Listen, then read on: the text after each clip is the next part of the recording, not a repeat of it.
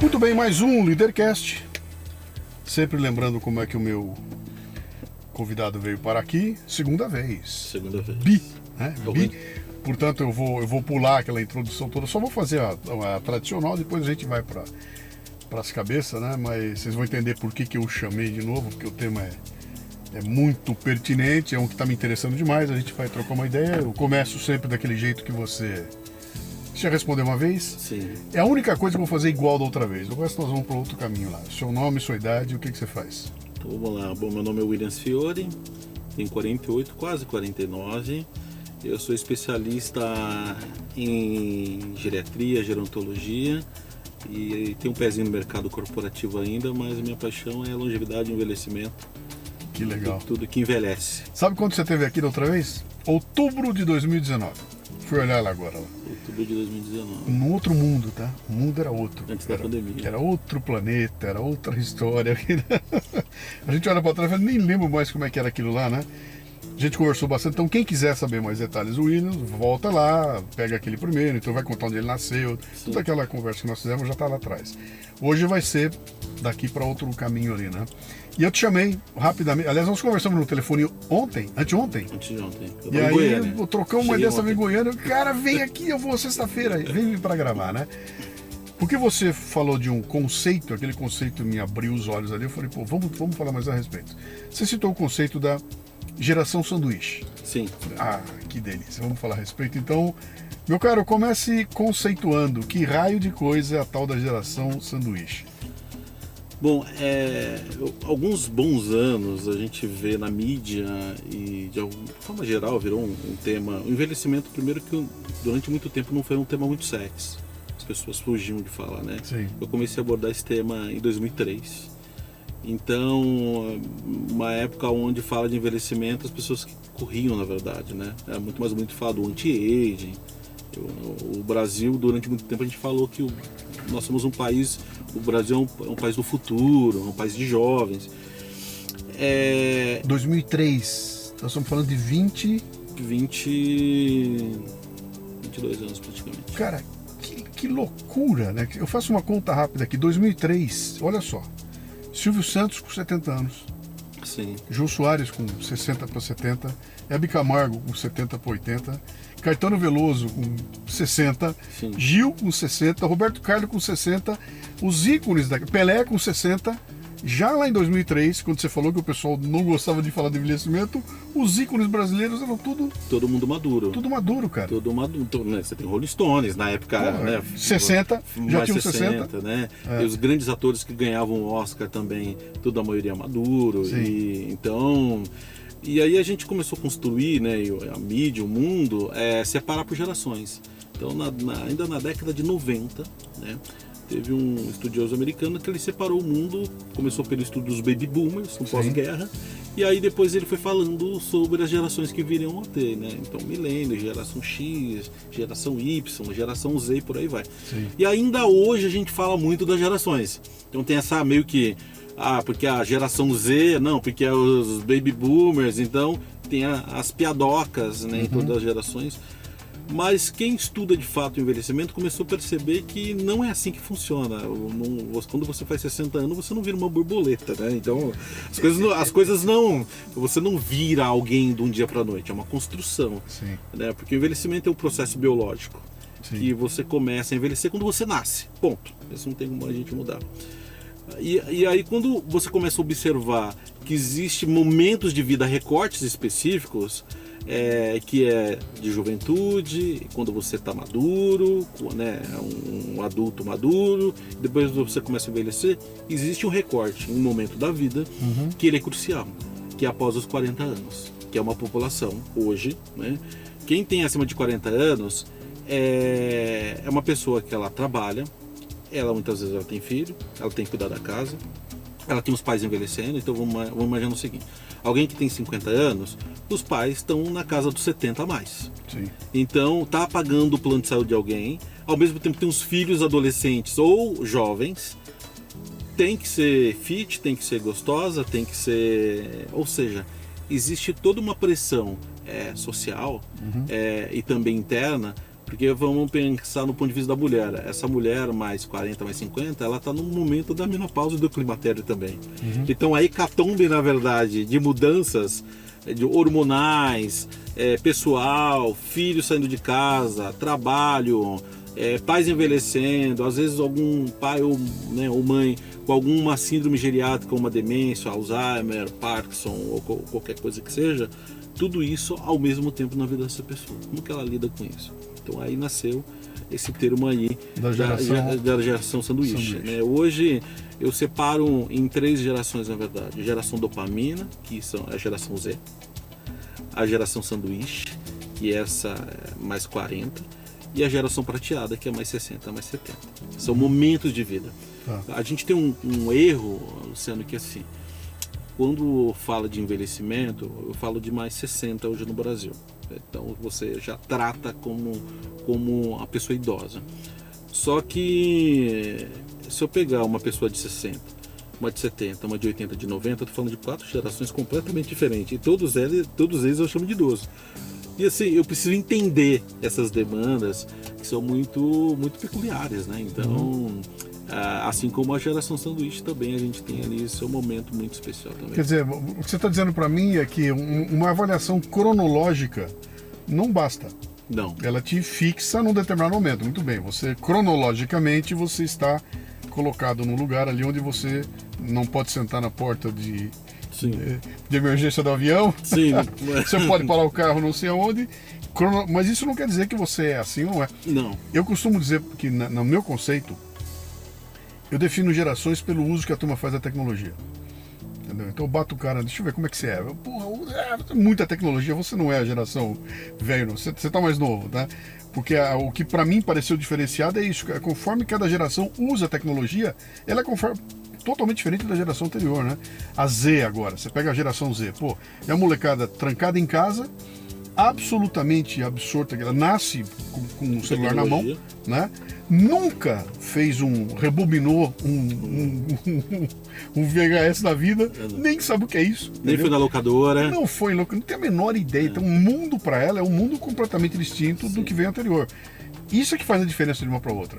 Se eu pegar uma criança de 4 anos, eu conseguir botar a máquina do tempo, voltar para o Egito, catar uma criança de 3 anos egípcia, trazer para cá e jogar na mão dela um iPad, cara, em 3 dias ela está dominando o iPad. Sim. Ela vai ser igual a que está aqui, entendeu? E esse uso da tecnologia que vai determinar se ela está antiga. Então eu pego um cara de 68 anos como eu, que estou absolutamente envolvido com tudo que tiver com tecnologia, e tem o pai de um amigo, de uma conhecida minha, que tem 68 anos e não sabe onde liga o celular, cara. Não tem a menor. Tem uma coisa interessante nisso, que assim, eu estou tendo contato com jovens que não sabem mexer no notebook, só sabem mexer em celular. Tem um outro lado da tecnologia, que você tem tipos de tecnologias que pra gente, tipo assim, o notebook era algo extremamente fantástico. Hoje você tem uma geração de jovens que não sabem fazer uma planilha no Excel. Sim. No dia a dia, ou fazer um PPT da vida, que pra gente, na verdade, foi um desafio aprender. E esse moleque deve detonar isso aí, você dá uma IA na mão dele, ele faz o PowerPoint no IA com o pé nas costas. Exato. Eu não sei nem onde ligar a IA. No entanto, eu faço um PowerPoint na boa, tranquilamente, né? Quer dizer, de novo, é o uso que você tem da tecnologia. E como que faz? Por exemplo, hoje, né, eu tenho uma atuação na área de saúde, eu estou numa 4 pós-graduação no Einstein, onde eu abordo, um dos temas é sobre o uso de IA na saúde. Você dá aula, né? Dou aula no Einstein. Dou aula na pós da geriatria, da gerontologia, da gestão gestão de instituições de longa permanência e outra de bioética. E todas elas eu abordo sobre o uso de IA para o médico no dia a dia. Sim. Tem um outro ponto que é interessante, que assim, eu tenho alunos muito jovens e alunos mais maduros. Os alunos mais maduros, eles têm mais facilidade de lidar com a IA no dia a dia do que os mais jovens. Porque tem um contexto de saber perguntar. A vida, ela nos faz a gente ter um arcabouço de histórias, de contextos, que às vezes essa pessoa mais jovem ela não teve. Sabe o que eu acho que é? Os caras mais maduros na nossa idade têm uma curiosidade brutal de saber por que esta merda funciona assim. A curiosidade é que movimenta o mundo. O mundo só existe por causa de curiosidade. Como é que esse negócio funciona, cara? Como é que isso é feito? E o garoto não quer saber. Sim. Ele quer o resultado. Então eu até brinco, né? Eu tenho uma palestra chamada Geração T. Sim. A gente falou disso, né, em 2019. Ter e testemunha, né? Cara, eles sabem de tudo o que acontece, mas não tem a menor ideia do porquê acontece. Não tem referência. Pô, outro dia eu vi um cara fazendo uma entrevista com um garoto lá, ele falou Hebe Camargo, o cara não... Quem é? Sabe quem que é? Como assim quem é Hebe Camargo? Não, sei lá quem é. Artista, o que que era, de cinema. As referências vão mudando. Vão ficando para trás, né? E tem uma coisa, você falou Geração T, eu tava lembrando de uma coisa, o quanto que você foi à frente disso aí, porque é o seguinte, o ano passado no SXSW, a Amy Webb, o tema dela era Geração T, que ela chama de geração de transição. Onde ela fala que a gente vive um momento onde não é mais sobre geração Baby Boomers ou geração Z. Ela fala que todas as gerações estão passando por transição. Sim. Né? Que é exatamente o que você falava, né?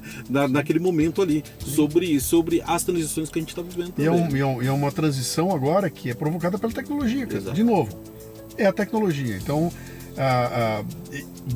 eu estava aqui pensando outro dia, pensando outro dia não, é muito recente. Quanto tempo tem o ChatGPT? O ChatGPT tem 4 anos. 4 anos. Mas, para valer, na mão da gente aqui, brincando numa boa, 2 anos.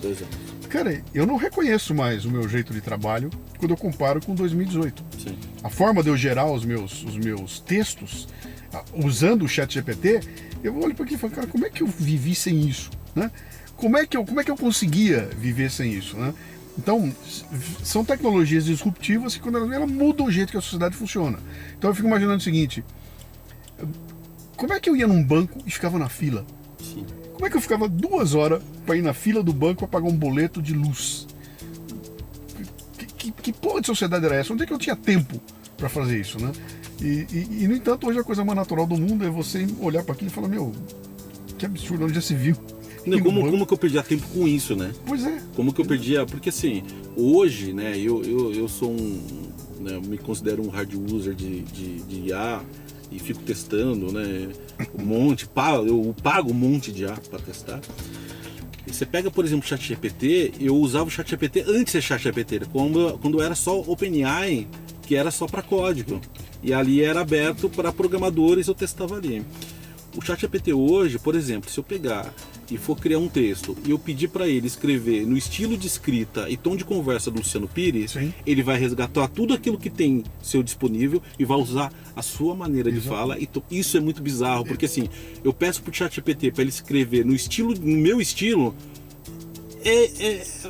Sim. Você se reconhece naquilo. É muito doido isso. Ontem eu dei uma limpada no meu ChatGPT, dei um pau aí, eu peguei, zerei todinho e comecei de novo. Sim. E a primeira coisa que eu fiz com ele, eu fui treiná-lo no Luciano Pires. Sim. Então eu joguei para ele ontem toneladas de textos meus em PDF que eu tinha lá. Falei para ele, por favor, aprenda e eu quero que você... E aí ele, quando ele terminou, ele fez para mim o perfil do Luciano Pires. E a hora que você lê, ele falei, filho da puta, como é que eu escrevo, como é que é o meu texto, características que eu tinha, eu li aquilo e falei, cara, sensacional. Ele pegou direitinho e agora quando eu chego para ele, escreva, mas no estilo do Luciano Pires. E ele está fazendo. É claro, e isso é um pecado mortal que as pessoas fazem, né? Como é que eu trato o ChatGPT? Para mim, ele é um ajudante de cozinha. Sim. Eu sou o chefe. A curadoria é minha. Eu sou o chefe. Ele é ajudante de cozinha. Exatamente. Eu não vou perder tempo picando a cenoura. Ele pica a cenoura. E eu não vou perder tempo sabe, misturando, vendo se está queimando. Não, mas espera aí. A orientação é toda minha e quem monta o prato sou eu. Então, veio o texto grosseiro, aí eu entro, vou reler aquilo inteirinho e aí vou botando mais ainda de Luciano Pires ali, sim, né? Mas é sensacional. Mas a gente já deu uma volta aqui. Vou voltar lá. Não, exato. Vou voltar lá na geração sanduíche. Eu fui para os Estados Unidos em 2018 e participei de um evento lá. Cara, aquilo foi tão marcante que eu acho que eu já contei aqui no Leadercast umas 500 vezes, né? Era um evento da National Speakers Association nos Estados Unidos, lá em Boston, 3 dias, participei do evento. E ali os caras levaram um monte de conteúdos para palestrantes. E aí teve um dia que teve um cara que foi lá, que era eu não me lembro, era um pesquisador, e ele foi falar da geração Silver Hair, né? E aí ele deu todo um panorama da geração Silver Hair, norte-americana, evidentemente, que é completamente diferente da geração Silver Hair brasileira, né? Porque o norte-americano, quando aposenta, ele está em condições de gozar a vida. Sim. O brasileiro, quando aposenta, se fudeu. Ele tem que dar um jeito de continuar vivo, né? Mas ele foi colocando números e foi mostrando que aquilo é um mercado brutal, que era um mercado que estava crescendo numa velocidade impressionante, e no final ele foi explicitando áreas de setores da economia que não estavam olhando aquilo com cuidado e iam se beneficiar gigantescamente. Então ele falava, cara, setor de turismo e viagem. Cara, ninguém ainda bolou naquela época, né?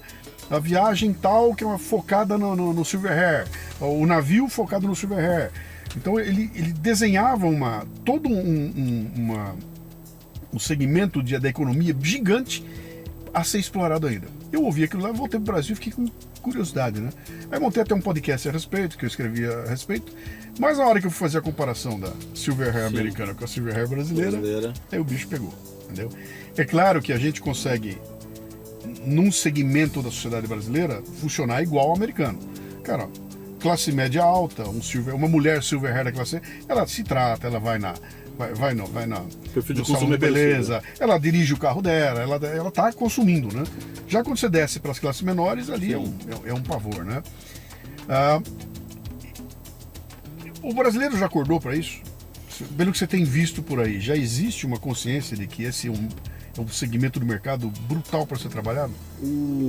A gente tem vários nomes, né, que a gente dá hoje: Silver Economy, economia da longevidade, economia prateada. O Brasil, a gente é referência no estudo disso, inclusive para os americanos. Tem um livro agora que chama Longevity Hub, que é do MIT, que eles me citaram no livro lá, por causa do meu grupo de estudo de longevidade. Porque no Brasil hoje a gente provoca esse tema há alguns bons anos por conta de aposentadoria, e a gente tem um perfil, na verdade, de consumo muito parecido com o americano, apesar de não ter grana também. Uhum. Quando você pega hoje os Estados Unidos, tem de forma muito organizada isso, que é o IRP, que é a Associação de Aposentados Americanos. São 30 milhões de associados que eles têm.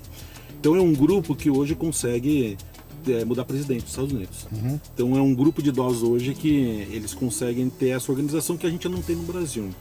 Mas no ponto de vista de estudos, na verdade, sobre longevidade e economia da longevidade, a gente tem dados muito parrudos no Brasil, mesmo as marcas, as empresas não olhando para isso. Então, por exemplo, hoje, trazer alguns dados de cabeça, tá? A gente tem mais ou menos 57 milhões de pessoas acima de 50 anos no Brasil. Isso é 5 vezes a população de Portugal, é mais do que a França toda, é mais do que a Espanha. 10 Uruguai. Só 10 Uruguai, de pessoas mais 50. Então eu tenho uma nação de consumidores que é maior do que muitos países. Ponto. Essa população movimenta hoje 2,7 trilhões de reais no Brasil, no consumo brasileiro. Então hoje, o varejo alimentar hoje, ele depende dessa população. Então mesmo a gente não tendo grana e sendo uma população que não tem acesso, Sim. ela tem um movimento importante na economia hoje. Pelo volume, ela é tão grande que... Não existe olhar, mas existe o consumo mesmo sem ter olhar. Isso é muito louco, porque o que tem hoje de marca olhando para esse público? A Natura hoje olha para isso. Você tem hoje empresas de saúde, os grandes laboratórios. Eu fiz parte do lançamento do Adera lá em 2010, quando eu trabalhava na Hypera. Em 2010 não se falava em vitamina D. Vitamina D nem se vendia porque tem um monte de complexo vitamínico. Veio a pandemia. A pandemia, todo mundo começou a tomar o quê? Vitamina D. Uhum. Hoje, praticamente, todo mundo que tem acima de 50 anos, o que toda a indicação é? Tome vitamina. Foi se criando, na verdade, um consumo em torno de alguns itens, alguns produtos, e é uma população que movimenta a economia no Brasil, principalmente mercado farmacêutico, mercado de saúde. Alguns cases que eu gosto de dar o exemplo, por exemplo, a Prevent Senior. A Prevent Senior hoje, ela tem 500 mil vidas. E ela só está em São Paulo e Baixada Santista praticamente. Em São Paulo a gente tem 1.300.000 idosos. Raramente você vai ter alguém na família que não tenha Prevent Senior. Então se criou, e é um mercado focado nessa população. Então, o Fernando, que é o criador da Prevent Senior, ele entendeu que era um grande negócio. Foi ali e fez. Agora, quando eu olho para a marca, a gente tem ainda muito o que fazer, porque o fator de decisão dentro do marketing das empresas, seja qual segmento for, Quando existe uma pesquisa de insight, eles fazem um corte de 18 a 40 anos. Isso aí. Eu ignoro, e assim, eu estou no mundo corporativo há muitos anos e participei de milhares de insights e grupo foco. E você ignora praticamente essa população. E essa população está consumindo mesmo assim, né? Então é meio que bipolar. Então quando eu olho do ponto de vista de consumo, existe a economia da longevidade, ela está presente, ela está consumindo quase 3 trilhões no Brasil, movimentando, mas ao mesmo tempo ela é ignorada também. Então nos Estados Unidos é mais organizado. Então, por exemplo, o MIT tem um centro de estudos sobre longevidade, a Stanford tem um centro de estudos sobre longevidade, a Universidade de Duke tem um centro de estudos de longevidade. Então, sim, existe todo um aparato para entender esse consumidor. Quando eu fiz o Café Brasil a respeito, eu não me lembro o nome do programa, se foi Geração Prateada ou Economia Prateada, uma coisa assim. Eu me lembro que uma coisa que chamou muita atenção era um comparativo que eu encontrei do foco que o Estado dava para essa economia. Então ele fala, o Estado americano, o Estado europeu, olha para esse segmento como um setor da economia importante. Sim. O Estado brasileiro olha como um liability, é um problema. O problema. É uma encrenca, porque se é o pessoal que consome plano de saúde, ele não vê como um fator de geração de ele falou, então tem uma visão completamente distinta que uma hora vai mudar. Uma hora a visão vai tá lá. Especialmente esse pessoal mais antigo assumir condições de poder. Essa semana eu estava conversando com um cara que é empresário, cara, eu não vou conseguir me lembrar quem era agora, mas era um cara importante, um cara empresário importante. Ele estava me contando de como eles estavam fazendo uma transição para começar a recontratar gente de 50 e 60, porque a geração nova não estava dando conta eles limparam a empresa, tiraram a veiarada, botaram a molecada e o resultado foi um terror. E eles estão atrás para tentar trazer de volta aquela experiência, senso de responsabilidade, tudo aquilo que tinha nos caras. Então é uma transição, né? É um momento de transição. Porque assim, o que acontece? Se você pegar empresas, sei lá, se pegar Coca-Cola, empresas centenárias, Gerdau, imagina quantas gerações não foram precisas para montar essas empresas. Empresas de 100, 150 anos. Passou muita gente ali. E os valores, a cultura da empresa, ela não se muda do dia para a noite, né? Então, o que eu percebo hoje, existe uma miopia às vezes de mercado, de RH, a gente vai mudando, né? Tem outros nomes, pessoas de cultura, gente e gestão. Talento. Isso da época do DP, né? Então, do DP e eu trabalho no CPD, né? É isso aí, eu sou da época do DP, do RH. O DP e o RH. Então, o que acontece? Hoje, nós temos aí uma população mais 50 que em 2040 vai representar 30 e poucos % da população. A pergunta que eu faço hoje para as empresas é: daqui menos de 20 anos, você vai contratar quem se você não vai ter jovem para contratar?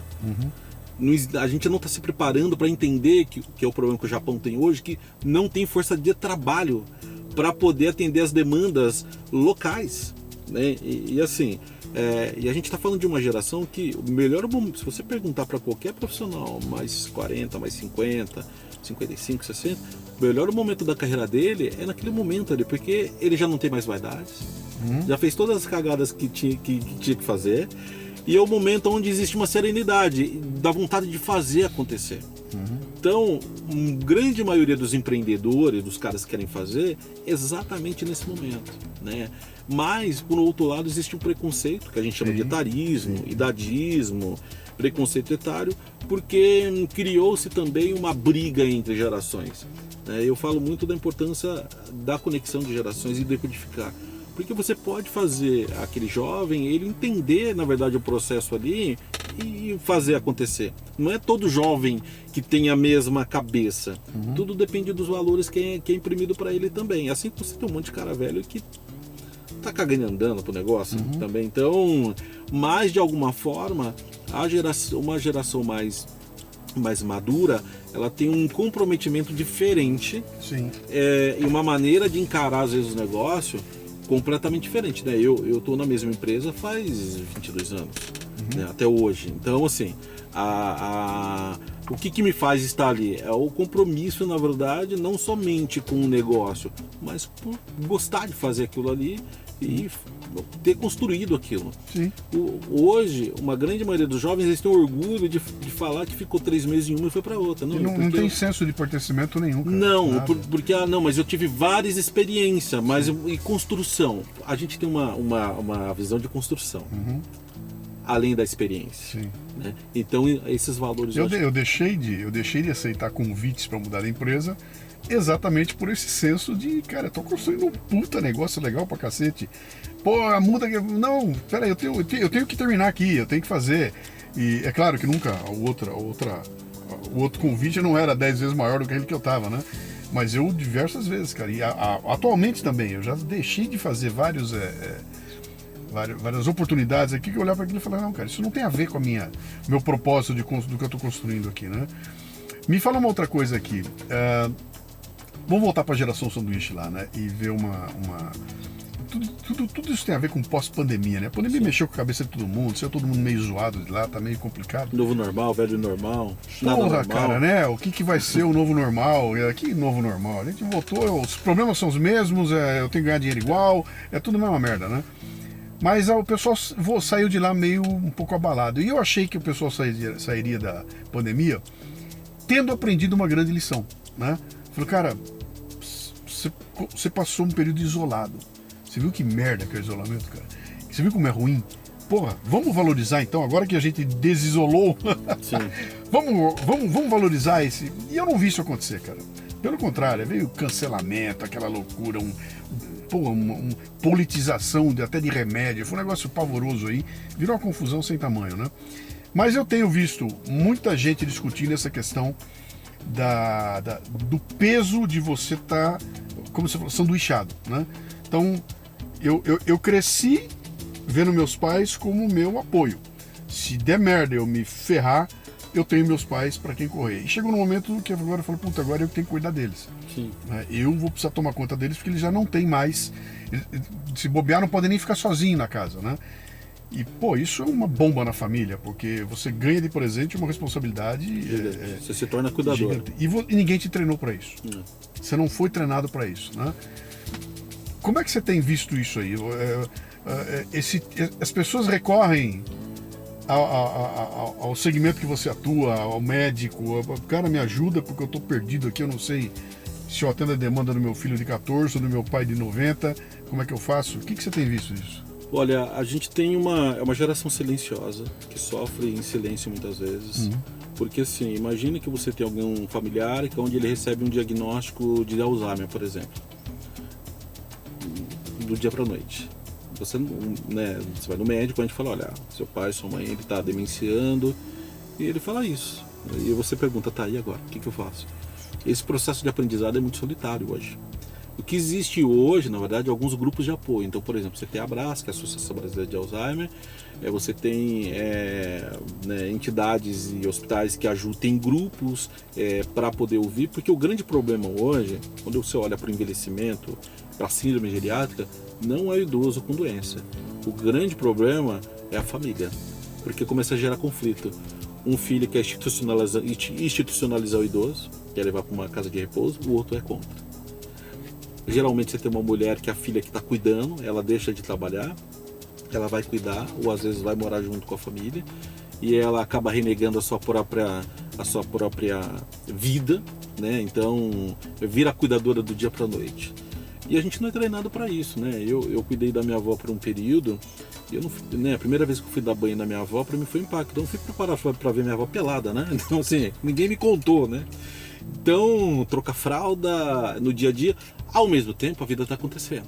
Você tem que ganhar dinheiro, você tem que cuidar dos filhos, você tem que fazer as coisas acontecerem.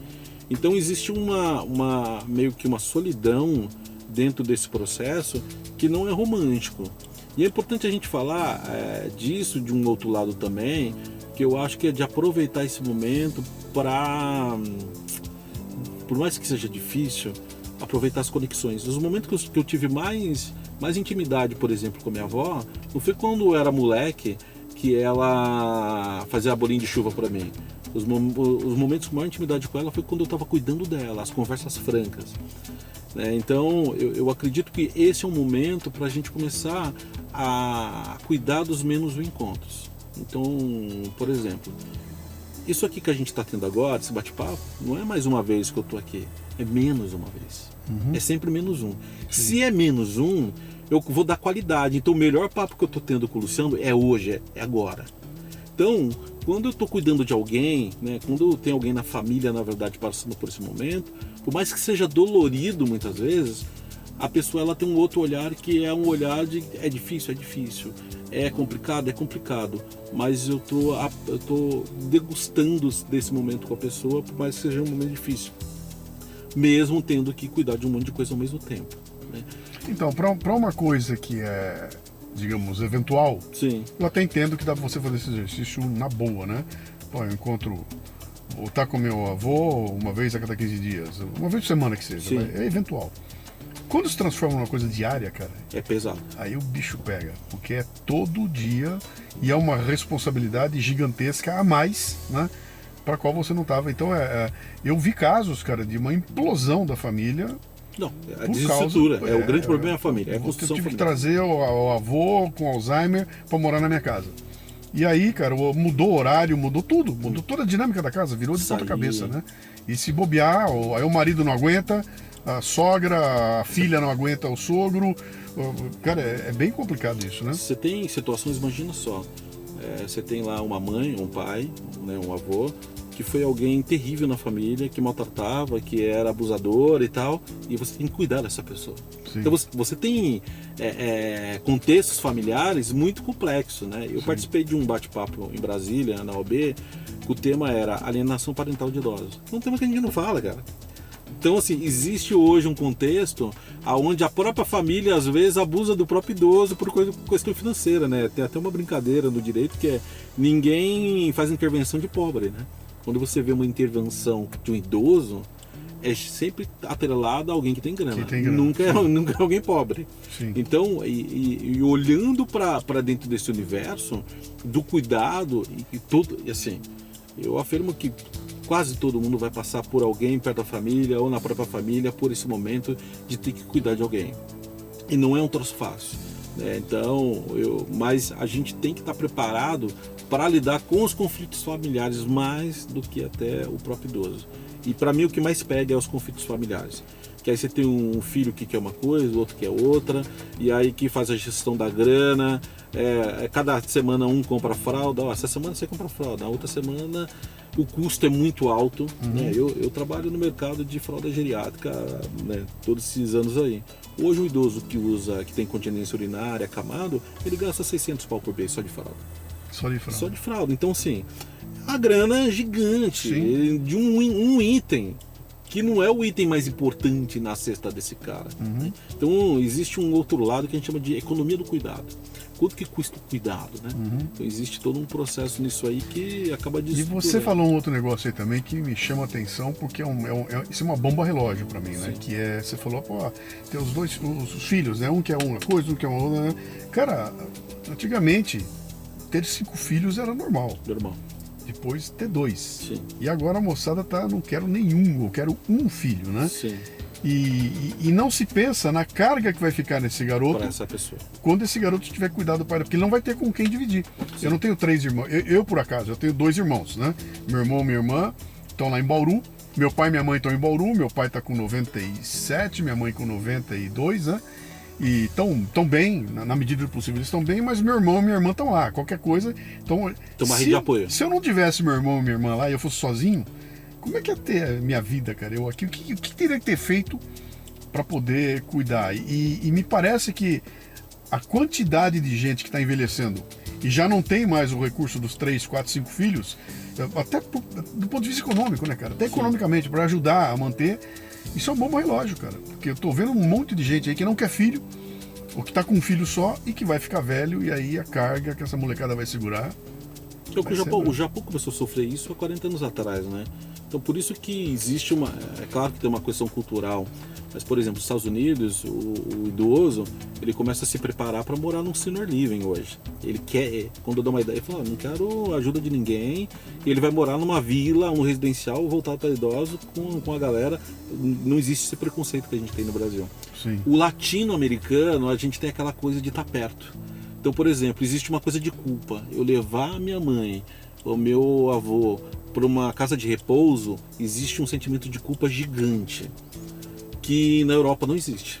O próprio idoso, ele decide, não quero.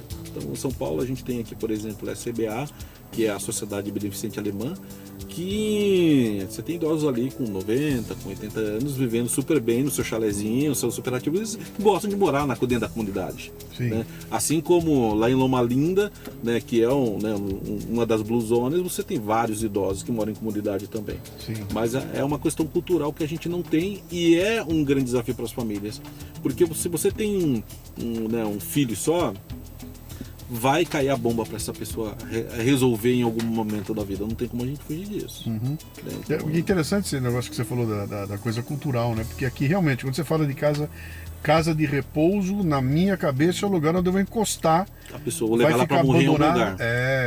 Pô, eu quando era moleque, né? O asilo. Era o asilo, como é que era? Era o lar Vicentino. Vicentino, São Vicente. Isso, e eu como escoteiro ou lobinho, tinha dia que a gente ia lá e levava o saquinho, e no saquinho tinha uma escova de dente, um sabonete, para dar para os velhinhos. E aquela imagem foi na minha cabeça, cara, é isso, cara, esse é o fim, né? Esse abandono, né? Que é diferente do que você falou dos americanos, cara. Pera aí, eu vou para um lugar onde tem gente que vive como eu, tem os mesmos problemas que eu, mas vai estar... continua numa comunidade, né? E no Brasil a gente tem já esses modelos de moradia hoje. Então você tem, por exemplo, em Curitiba hoje lá o Elissa, que é um residencial, é um hotel para adultos, cara. Mal, tem tudo, você fala, quero por aqui. Mas deve custar uma bala. Muito caro. Hoje, por exemplo, dependendo do lugar, você tem coisa de 25, 30 pau por mês. Meu Deus do céu, cara. Então, você vai ter casa de repouso hoje a partir, vamos pensar o seguinte, 5, 6 mil reais. Menos do que isso, praticamente você não vai achar. Assim, é alguma coisa decente. Então, e é um mercado também que existe, né? Então, é um mercado, assim como o home care, entre outros, mas a gente tem poucas ainda casas de repouso no Brasil. A gente deve ter em torno de 1.200 casas de repouso no Brasil, privadas, e você tem os Lar São Vicente, que são centenários e são filantrópicos, que existe aí há muitos anos. Vamos falar para uma molecada de 45 anos agora? Bora. Né? Molecada, eu tô com 68, para mim é molecada de 45, né? Que está num momento interessante da vida, porque é exatamente aquela virada que você falou, passou dos 40, né? Que é uma coisa interessante, porque essa virada, ela é notável. Eu brinco com a turma dizendo o seguinte, olha, eu não sei como é que é mulher, mas a partir dos 40, hoje em dia já é 50, a partir dos 50 acontece uma mudança física no homem, a bolsa escrotal fica dura. E ele não tem mais elasticidade sacal para aguentar. Ele não tem mais saco para aguentar idiotice, para aguentar o idiota falando uma bobagem, para perder tempo com coisa. Ele não tem mais saco, cara. Ele não tem mais saco, então ele começa a ficar insuportável e o próprio sistema vai tirando ele de... Vai colocando ele de lado. Bota ele de lado, porque esse cara só vai falar mal, vai dizer que não dá, é negativo. Não é, que ele não tem saco para ver as velhas coisas ali, né? Mas essa turma dos 45... tá olhando para a vida como, cara, vamos agitar, vamos fazer acontecer. Ela não tá pensando que daqui a 15 anos ela estará com 60. E talvez comece a doer uma coisa que não dói hoje, né? Então eu hoje tô andando tão bem, não, com 60 teu pé já vai começar a doer, né? Você vai ter um problema na coluna aí que agora ele dói um pouquinho, lá vai ser um terror. A tua qualidade do sono vai cair. Você são problemas que só aparecem quando a gente vai sentir. E aí vem um sentimento de perda que é um negócio brutal. Tipo assim, cara, eu já não consigo enxergar mais. Aliás, ouvido, vai. Eu tô perdendo a audição. Eu já não ouço como eu ouvia antigamente. E aí você pensa nisso e fala, cara, e agora? Vou buscar uma saída. Qual é a saída? Voltar a ouvir como quando eu tinha 18, nunca mais. Não. É daqui para pior, né? Eu vou conseguir dar uma ajeitadinha, né? Mas não se pensa nisso aos 45. 40, 45, ninguém pensa nisso. Esse é um quadro. Se você pegar essa realidade e trouxer para a questão econômica, é pior ainda. Entendeu? Eu, com 40, 45, eu tenho que estar pensando na grana que eu vou guardar para poder pagar essa casa de saúde de 15 pau quando eu tiver daqui a 30, 40 anos. É uma coisa tão distante, né? Essa visão de futuro são raríssimas as pessoas que têm, né? E aí, cara, isso também não é uma bomba relógio? A gente tem que começar a pensar em envelhecimento, né? Não somente físico, mas pessoal, profissional, a partir dos 35 é ideal ali já começar a pensar, porque às vezes a gente acha que está muito distante. Sim. Vamos pensar o seguinte, quando a gente enquanto jovem, quando eu nasci em 1976, a expectativa de vida no Brasil era em torno de 58 anos, 1976. Hoje a expectativa de vida do Brasil está em torno de 82, quando a gente joga lá para baixo. Hoje a gente não tem mais uma corrida de 100 metros.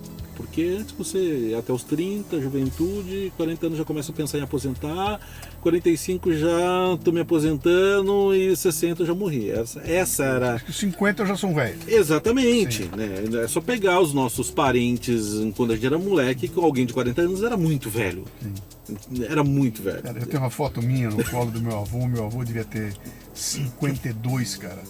E eu olho aquela foto, eu com 68... Parece que sou o neto daquele senhor de 52. Sim. Há 60 anos atrás, né? É outra. Aliás, tem um vídeo circulando do programa do Silvio Santos. Você chegou a ver dos anos 80, aquele negócio do namoro? Sim. E ele falou, que idade você tem? Que as pessoas lá, os caras com 20... mas o quanto que isso, na verdade, a gente não pensa, e hoje esse cara de 40, vamos pensar o seguinte... Uma pessoa quando chegar aos 60 anos, ela vai viver até os 90 hoje, minimamente, tá? Os 90 anos. Então 60, 70, 80, 90. Ela tem 40 anos a mais de vida. Ela vai viver mais tempo na velhice do que na juventude. Isso ninguém pensa. Porque a juventude em si é dos 20 aos 35. Sim. Você está falando de... Vamos até os 40. É 20 anos de juventude. Sim. E é 40 anos de velhice. Sim. E a gente não pensa nisso, na verdade. O quanto que a gente tem que pensar numa corrida que é uma maratona de 42 km e não mais um tiro de 100 metros. Sim. Então eu tenho que ter resistência. E como que eu começo a pensar nessa resistência? A gente tem que começar a pensar em coisas que a gente ignorava. Alimentação, atividade física, tá com a cabeça boa, produzir, porque os piriri vão vir. A gente se falou ali em 2019... 2021, no meio da pandemia, eu descobri um câncer de tireoide, tive retiramento de tireoide. Então, assim, quando eu fiz 40 anos, do dia pra noite parece que eu fiquei cego. Nunca usei óculos na vida. Hoje eu uso 2, né? Então, assim, um pra perto, outro pra longe. Eu já comentei. Sabe como é que eu descobri que eu tô ficando velho? Saindo de casa ou chegando no escritório. Caiu o chaveiro da minha mão. E eu olhei para aquilo e falei, cara, mas como é que esse chaveiro caiu da minha mão? Eu tomei um susto, que eu falei, cara, mas como caiu da minha mão? Nunca cairia o chaveiro, e caiu da minha mão. E aí eu olhei para aquilo e falei, caceta, bicho, eu acho que começou a acontecer coisas que eu não imaginava que aconteceria. Então já o equilíbrio para caminhar já não é o equilíbrio que eu tinha lá atrás. A facilidade para levantar não é a mesma. Visão periférica. A visão periférica. Você vai estar no carro. Sim. Você está olhando ali, você não tem mais aquela... A primeira coisa que a gente perde é a visão periférica. Né? Então, assim, coisas do dia a dia que você... Né? Esses dias eu fui sentar no carro para ir para algum lugar, me deu uma fisgada na coluna e ficou uma semana com a coluna. Pois é. Lascada. E com a pandemia, dizem os caras que a Covid trouxe um problema sério de memória e tudo mais, então até a capacidade cognitiva. Eu estou achando que aconteceu comigo. Decisões que eu tomava assim, eu não consigo tomar mais, entendeu? Um problema que eu resolvia, cara, de onde eu tirei essa resolução? Era assim. Agora não vai mais, cara. Então, cara, vamos fazer? Não mais. E eu olho para aquilo e falo, por que eu não consigo reagir como eu reagi lá atrás? É porque eu acho que minha máquina ela não admite mais. E a gente tem um conflito que a nossa cabeça às vezes está boa, nosso corpo ele não está na mesma velocidade, a gente começa a ter um conflito com a gente mesmo, né? Tipo, a não aceitação das mudanças. E a gente aceitar essas mudanças é essencial para até a gente poder melhorar, na verdade. Porque eu consigo melhorar muita coisa. Criar as adaptações para isso também. Então, eu estava vendo aquela entrevista do Rickson Gracie, que ele está com Parkinson. Sim. Ele está com 68, 69 anos. E, assim, atleta, né?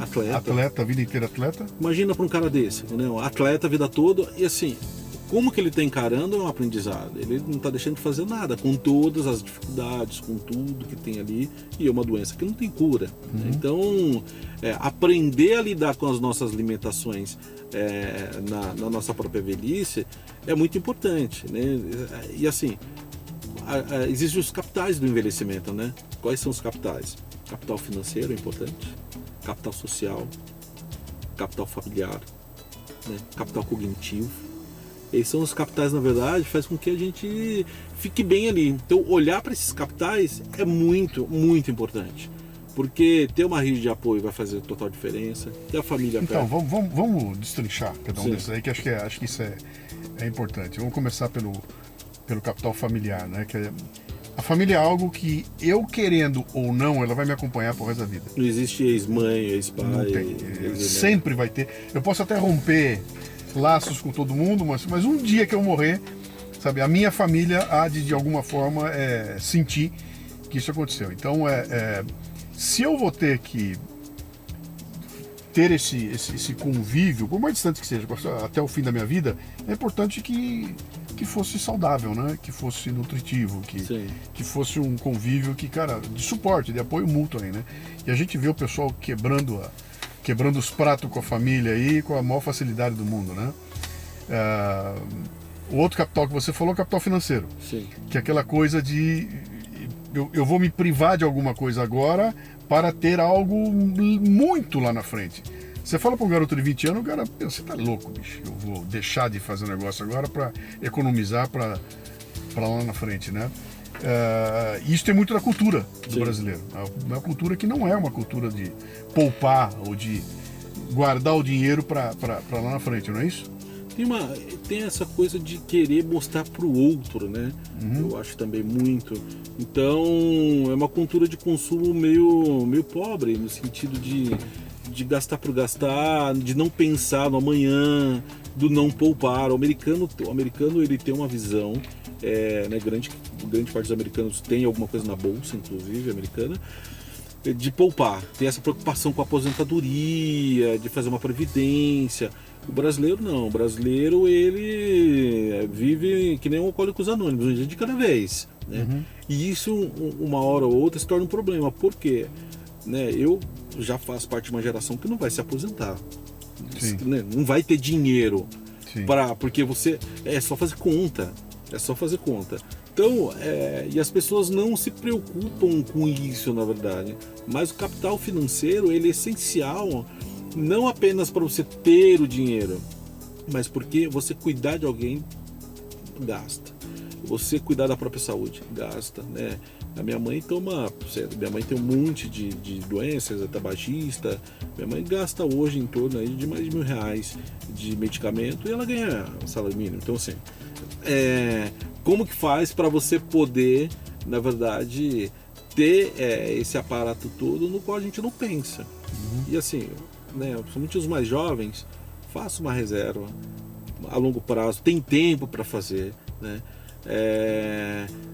Se a gente fosse pensar lá no passado, né? Putz, se eu tivesse começado a poupar com 20 anos, ou hoje, eu olhando para mim, eu estaria muito tranquilo. Sim. Né? No sentido, né, eu estava até brincando com um amigo lá em Goiânia, eu falei, cara, hoje eu precisava de 3 milhões, esse é o meu número mágico, é esse, eu precisava de 3 milhões para poder ter um pouquinho de tranquilidade, sem fazer aquilo que eu quero fazer, sem me preocupar com muita coisa. Até há pouco tempo atrás era 1 milhão, né? Você lembra? O número era 1 milhão, hoje é 3. Hoje é 3 milhões. Então é super importante. Capital o social. outro capital que você falou é o capital cognitivo, né? Cognitivo. E esse me interessa muito, né? Porque essa é a praia que eu atuo aqui há muito tempo, né? Então, o que é a cognição? É a capacidade que você tem de trabalhar a comunicação, a informação, de você aprender, de você estabelecer causa e consequência, de você ter a tua inteligência funcionando, né? Se você para de se desafiar e se transforma num boneco vendo televisão e tudo mais, essa capacidade vai atrofiando, né? Então você cognitivamente vai perdendo a capacidade de tomar as decisões que são as melhores para a sua vida. E a gente vê, eu me lembro de uma conhecida minha, a preocupação dela porque a mãe dela, com 70 e tantos anos, não fazia nada, não tinha o que fazer em casa. Passava o dia em casa, sentada, não tinha o que fazer. Então, o máximo que ela fazia, eu vou ali conversar com uma amiga e volta, mas, cara, ela lê um livro, não tem costume de ler. Vê a televisão, vê, mas aqueles programas de merda da televisão não tem mais nada. Mas uma atividade, um hobby, não tem hobby pra ela. Cara, bota ela numa universidade pra terceira idade, não tem, cara. Não tem nada perto de mim aqui. O que tem aqui é uma aula de tricô de culinária, que custa R$1,50 por mês, né? Então, até para você estimular esse pessoal cognitivamente, é uma dificuldade. Hoje, né, existe algumas ferramentas bem interessantes. Tem a Universidade Sem Fronteiras, que fica em Fortaleza, que foi criada pela professora Zilma há 30 anos atrás, que atende hoje pessoas maduras, idosos, onde ela tem mini cursos de filosofia, curso da história história do judaísmo no mundo. Sim. Então, vários temas, na verdade, interessantes para estimular a parte cognitiva no ponto de vista cultural também. Eu acho que o primeiro ponto que a gente tem que pensar, olhando para esse cara de 40, a primeira coisa é ele ter um espírito de autoobservação, de não seguir as mídias tradicionais. Ele ter uma autoaprendizagem, porque vamos pensar o seguinte, com a inteligência artificial, a gente tem ali uma biblioteca de Alexandria na nossa mão que a gente não usa. A gente nunca teve tanta informação fácil. Na minha época tinha Barça para poder buscar alguma coisa, enciclopédia britânica. Se você era rico, cara, os pobres eram conhecer. Não tinha nada, na biblioteca, na biblioteca. Mas a gente não aproveita disso hoje. Então existe hoje algumas iniciativas levando de forma online. A pandemia trouxe isso muito legal. Porque o uso da tecnologia por essas pessoas mais maduras, eu incluo minha mãe, a minha mãe, ela usa a internet o dia todo, mas porque ela buscou isso também. Então ela usa inteligência artificial, ela busca receita, então a parte cognitiva dela, e a gente tem que estimular isso, na verdade, de uma forma única em cada pessoa, porque cada uma tem uma forma de aprender. Teoricamente tem um nicho de mercado muito pouco explorado aí. Que é de educação. Estou em Moema, né? Toda quadra aqui tem um pet shop, um cabeleireiro, um salão de beleza, um pet shop, um salão de beleza e um restaurante, todo. Mas não tem uma escola. Se tiver escola é para criança. Sim. Não tem uma escola para entendeu? Não tem. Devia ter em cada lugar uma portinha que fala no Brasil você tem a Supera, que faz um trabalho muito legal, que eles tem essa parte de treino cognitivo. Mas você tem um cara fazendo isso hoje. Sim. Mas imagina se você cria alguma coisa online, sem barreira física apenas, para poder fazer. É um troço que de fato falta. Porque o trabalho, por exemplo, que você faz, quantas pessoas fazem hoje? De estimular as pessoas a pensarem. Seu fitness intelectual. Não tem. Então, assim, o quanto que de alguma forma a gente provocar essa galera de mais 40 a olhar para isso para os pais, e ao mesmo tempo olhar para si também, para ter essa parte cognitiva provocada a todo tempo.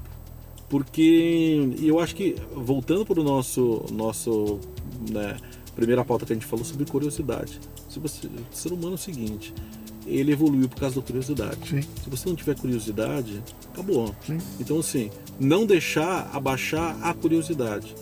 Eu percebo que quando você tem um idoso que ele não tem mais curiosidade, é porque ele não tem mais vontade de viver também. Então a curiosidade é o fator primordial para a gente poder explorar e crescer também nesse sentido. O outro ponto importante é o círculo social, né? Sim. Que também é um fenômeno interessante. Quanto mais velho você fica, menos amigos você tem. E se torna cada vez mais difícil você fazer amizades. Garotão, cara, você faz amizade para todo lado, né? Pô, até pela internet dá pra fazer. Com a idade, não. Uma que você vai ficando mais chato, você vai selecionando. A bateria social vai ficando menor. Vai selecionando, né, as pessoas. Se você tiver muito velho, os amigos vão morrendo, né? Então vai se reduzindo aquele círculo de pessoas que podem te dar um suporte ali em volta, né? E não sei se as pessoas pensam nisso, sabe? Vou fazer amigos. Não, conhecido eu tenho um monte. Agora, amigo cara, 3 morreram. 3 que eu tinha, que eu sabia que eu posso falar, esse é amigo, já foram, cara. Sobrou 2. Se você pensar assim, a água bateu na bunda, para onde eu aponto, praticamente hoje é muito raro. E se você ter essa base de amigos às vezes ou de pessoas próximas para poder você ajudar e fazer parte de uma comunidade, isso é uma coisa muito da cultura americana também, de comunidade, que a gente foi se perdendo aqui no Brasil. Mas talvez isso também tenha uma questão local no Brasil. A região Nordeste ainda tem muito disso, tá? Essa proximidade das pessoas, somente no interior. Se você for pensar, por exemplo, Bauru, por exemplo, eu sou de Ourinhos. Existe, minha mãe, ela mora sozinha numa casa e eu quero mudar, não vou mudar por causa dos vizinhos. Então assim, pega o contexto de Bauru. No interior sim. Eu faço muita coisa pro agronegócio, né? Sim. Viajo o interior do Brasil, tava no meio do Mato Grosso, cara. Encontram 2 caras na rua, chega um terceiro, vira churrasco. Sim. Já virou churrasco na casa deles lá, né? Você vem para São Paulo, isso aqui é uma capital de refugiados. Quem tá aqui parece que é refugiado. Então eu tô num prédio aqui há 10 anos e eu nunca fui na casa de um vizinho. E nem o vizinho vem na minha casa. E não tô nem falando que eu não fui numa festa na casa do meu vizinho. Não, eu não fui no meu vizinho para tomar um uísque com ele. E ele não veio na minha casa tomar um uísque comigo. Então, e não há uma predisposição para que isso aconteça. Então me parece que a pressão da grande cidade, ela corta essa coisa de você ter Cria bolhas. Cria uma bolha e a bolha do eu sozinho, cara. Isso que é pior. Você tem um monte de gente em solidão em multidão. Você está no meio de uma multidão e solitário. Sim. É muito doido isso, né? Porque assim, eu vou para minha mãe e aí coloca aquelas cadeiras na calçada e aí chega um, chega o outro. Sim. E tem café, eu vou fazer café. As grandes cidades se perdeu isso. Sim. Existe um outro fato migratório que é, por exemplo, a São Paulo está diminuindo a população. Então, a pandemia fez um ato de migração para as beiradas, né? Sim. Eu não sei para onde vai isso, talvez da gente voltar um pouco para algumas raízes, porque a pandemia trouxe muito pensamento sobre ter uma qualidade de vida melhor, né? De alguma forma existiu isso. Vai ter que ter um redesenho urbano, né? Sim. O deslocamento para centros. Então, o Albert Einstein, eu já não sei se tem, mas vai ter que botar uma unidade lá em Jundiaí. Já tem em Goiânia, já tem. Entendeu? E para poder atender aquele núcleo que for ali, né? Cara, esse papo aqui dá para ir muito longe, né? Você tem publicação, você tem livro a respeito, aliás, que você recomenda? Você falou logo no começo aí, um livro Longevity. É o Longevity Hub, que é do Joe Conley, que é do MIT. É um livro Longevity Hub. Tá. Que ele faz uma curadoria de ações pelo mundo hoje na área do envelhecimento. Então, no Brasil foi citado o grupo que eu tenho, que é o envelhecimento 2.0. Aí você tem lá acho que é São Paulo, Tel Aviv, Loma Linda nos Estados Unidos, são vários lugares do mundo. Eles fizeram uma curadoria de ações de impacto pelo mundo. Eu tenho um livro que é Meus Pais Envelhecendo e Agora, que é exatamente nesse contexto sobre como lidar com as questões familiares. E eu tenho um livro sobre Alzheimer, Desafios do Cuidar, que é um guia prático para as famílias, como lidar com as questões do Alzheimer. Está no Amazon? Tá na Amazon, acha fácil lá na Amazon. Tá. Além disso, você dá palestras pelo Brasil afora. Eu tenho falado bastante sobre gerações. Cara, eu estou fazendo uma pergunta agora, é retórica, mas ela vale, tá? Eu queria me aproximar e queria saber mais onde é que tem. Cadê? Eu quero estar nesse grupo aí. Cadê esse grupo aí? Quando você fala eu tenho um grupo, será que tem um grupo de WhatsApp? É um grupo de WhatsApp. Tem uma Telegram, faz 10 anos. Que eu possa entrar ali e beber desse grupo? É uma confraria. Lógico. É possível chegar nela? O que acontece? Ali você tem os maiores especialistas em envelhecimento e longevidade do Brasil ali. Sim. Então tudo que ocorre hoje de temas correlacionados ao envelhecimento e ações que acontecem no Brasil, tem alguém de dentro ali. Então, é muito legal porque assim, tem muita gente de canais de TV ali dentro, jornalista, porque é fácil deles acharem, eu preciso de alguém para falar de tal tema. Então, está super convidado. Mas né? Isso é aberto ao público? Aberto ao público? Qual é o caminho? Depois eu deixo com você o link, só a pessoa mandar a mensagem para mim que eu coloco lá dentro. Tá. Né? Pô, então, e é um grupo muito legal. Então tem a doutora Alexandre Kalash, que é a maior autoridade de envelhecimento no mundo hoje, que foi da OMS, está lá dentro. Você tem o próprio Morris, que é do Maturi, que está lá dentro, tem, né, o Aurélio que veio aqui conversar com você, Alfieri, Sim. que é um cara super importante na área de esporte e envelhecimento. Muito então, legal tem muita o gente. trabalho dele. Aliás, recomendo, ouçam o Leadercast do Aurélio Alfieri, que é muito legal. Ele encontrou um nicho fantástico ali. O Aurélio hoje tem quase 3 milhões de Ele veio de aqui, tinha 1 doses. milhão, cara. Ele tá com 3 milhões. Que legal, preciso cutucar pra ele voltar aqui, bicho. Quero ouvir as Tá histórias com um dele. trabalho genial e assim, tem muita coisa acontecendo, né, com a temática do envelhecimento hoje. Tem podcasts, e eu tenho viajado o Brasil e falado de gerações, né? Tá. Principalmente geração sanduíche. Cara, você que tá ouvindo a gente aqui, que é jovem, você tem que botar na cabeça que ser jovem tem cura. Você vai ser curado da juventude um belo dia e vai virar velho. Então é bom começar a se preocupar com isso, se aproximar desse tipo de conteúdo, ler um pouco mais, olhar para os seus pais e avós com um olhar diferente, tentar se colocar no lugar deles, entender a dificuldade que eles estão passando e que você está tranquilamente, cara. Eu entro na piscina, saio da piscina com o pé nas costas. Meu pai já não... Já é diferente. Já para sair da piscina é complicado e não é culpa dele. Exato. Ele ficou velho, né? E esse tema é fantástico, cara. Eu quero ver se a gente desenvolve alguma coisa junto aí. Então vamos. É só deixar um recado final aí para todo mundo que tá ouvindo. Aproveitar os menos encontros com os nossos velhos. Né? Quando eu recebo um telefone escrito pai, mãe, o que você estiver fazendo, atenda. Não importa o que você está fazendo. É sempre menos um. Meu filho, quando eu ligo para ele, outro dia eu vi no telefone, eu ligo para ele no telefone, aparece minha foto, escrito no nome em cima, fudeu. Era ele.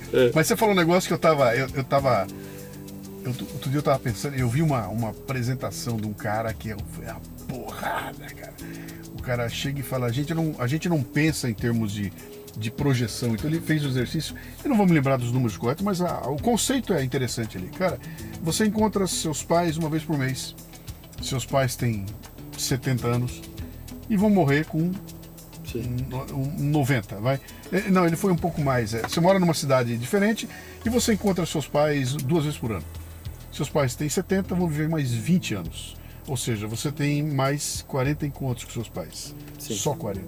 Só 40. Entendeu? E isso muda a perspectiva. Né? Não é que eu não tenho 20 anos com eles. Eu tenho 40. 40 vezes eu estarei com Eu eles. dou qualidade. Isso é uma coisa essencial. Por que eu bato muito nessa tecla? A gente só começa a valorizar isso quando a gente perde alguém perto.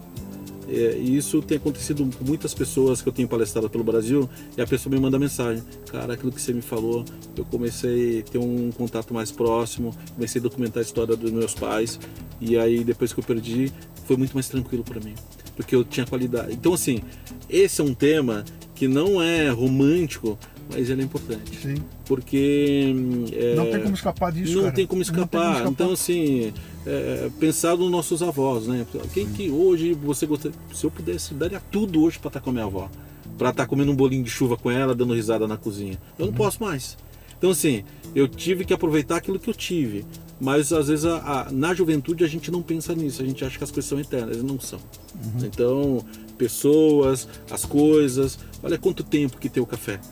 Né? Olha o legado que ele deixa. Não é somente pessoas que envelhecem, as coisas envelhecem. Sim. Tudo envelhece. Grande figura! Tamo junto aí, nós vamos fazer um negócio junto aí, Vamos. umas loucuras aí. Muito bom ter você aí. E 2019 para 25 são 6 anos. 6 anos. Não deu 6 porque foi outubro. Então foram 4 anos de alguma coisa aí, né? Nós estamos envelhecendo. A coisa mais moderna que existe nesta vida é envelhecer. Grande abraço. Cara. Valeu. Muito bom. Grande abraço.